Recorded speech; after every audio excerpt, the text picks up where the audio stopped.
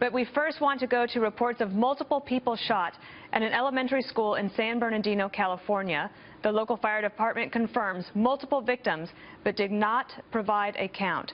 Trace Gallagher is live with more on that. Trace, what can you tell us? Dana, this is at North Park Elementary School in San Bernardino, which of course was the scene of the terror attack back in 2015. In fact, this elementary school is about 8 miles from the Inland Regional Center where that terror attack happened. You can see now the live aerials there from our Fox affiliate, or actually from our ABC affiliate there. We have been told that from the police chief this appears to be a murder-suicide, but that at least 2 others, we believe may have been children, also were struck in this, and it did happen inside a classroom. Apparently a shooter walked into a classroom and opened fire and then took his own life, according to the police chief. Again, what you will see here as they widen out is the police believe the situation is under control, but they are still going from classroom to classroom, which is, of course, standard operating procedure since Columbine. They go in, they will do a triage. We've been told the 2 students who are believed to have been injured have been taken to a local hospital. They are still going classroom to classroom trying to figure out exactly if there are any other suspects or any possibility of any danger around the school.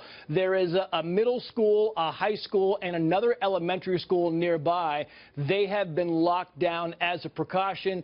Cal State University San Bernardino is also in the area. It is also on lockdown. You can see from the demeanor the students have all been moved outside onto the playground, and then at some point in time they will let the parents come and pick those students up when they believe the campus is safe. About 522 students at North Park Elementary School. The balance is pretty even, about 35% Hispanic, 30% black, 30% white students here. As far as demographics, this is about 74-75% of the students are those students who are in need.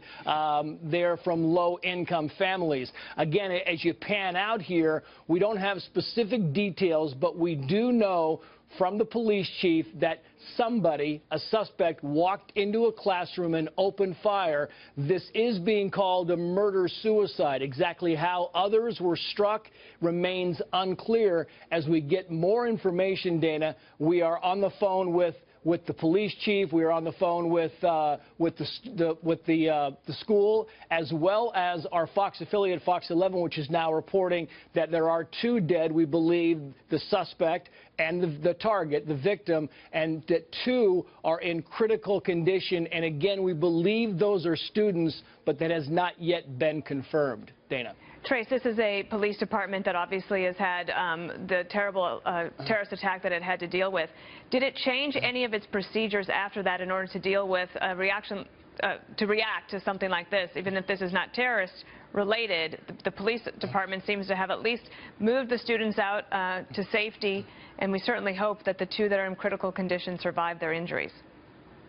Sure, yeah. I mean, this is protocol from going back to Columbine, where everything is kind of handled the same now. All the students will have to raise their hands going out. All the teachers and the faculty would also raise their hands going out because, again, they're not sure who might have been involved in this and who wasn't. As for change in policy since the terror attacks in 2015, it's unclear. But I can tell you this, Dana, that last year, San Bernardino had 62 homicides. That's in 2016. That was a 41% increase from 2015, and 2015 is when the terror attack happened. So this is a community that is reeling from violence. I mean, 2016 was the most violent year in San Bernardino, California in more than 20 years. And you can see you've got first responders there. They are lined up. You've got fire trucks, you've got school buses, and there are police agencies, a variety of police agencies on scene right now trying to figure out exactly what happened.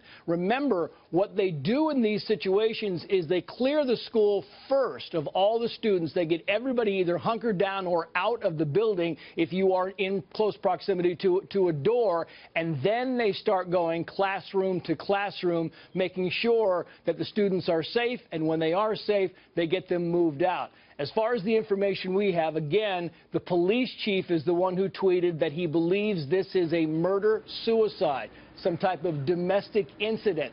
We don't yet know exactly what happened when this person walked into the classroom, if he started going after a certain target and then others just got kind of caught in the crossfire. Those details are still slowly starting to trickle in, but we do know that two believed to be students are in critical condition and have been taken to local hospitals. Trace, do we have any idea how long it took police to arrive, or when the first call came in, and how quickly they were able to get there, and if that in fact helped save some people? You know, it's a good question, but we don't know. I mean, right now, the police chief is just giving us kind of what he has on this. And at first, we got reports there were multiple victims and that there was a triage set up, which is standard operating procedure. You go in, you set up a triage, those who are dead clearly taken out of it, and then those students who are injured are kind of prioritized. And again, we use gunshots, but we don't know yet, Dana, if the students who were apparently shot, according to these reports, or if they in fact were shot. I mean, remember, a lot of times when these things happen, you have students who are injured by trying to scramble and get someplace else, get to safety. They are injured in that capacity. So we don't want to get ahead of ourselves and say that these kids were shot. We know that we're being told that two kids are in at least serious, likely critical condition.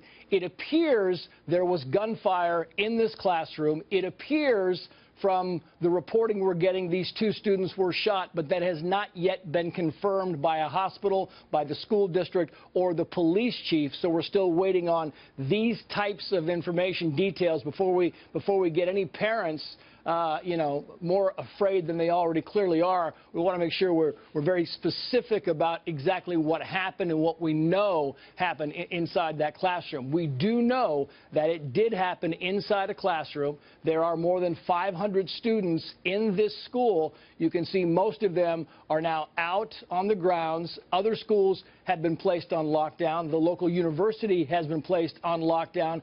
And you can bet every first responder in San Bernardino is likely near or at North Park Elementary School trying to figure out exactly what happened. As we get more information, we will bring it to you. Dana. All right. Thank you, Trace.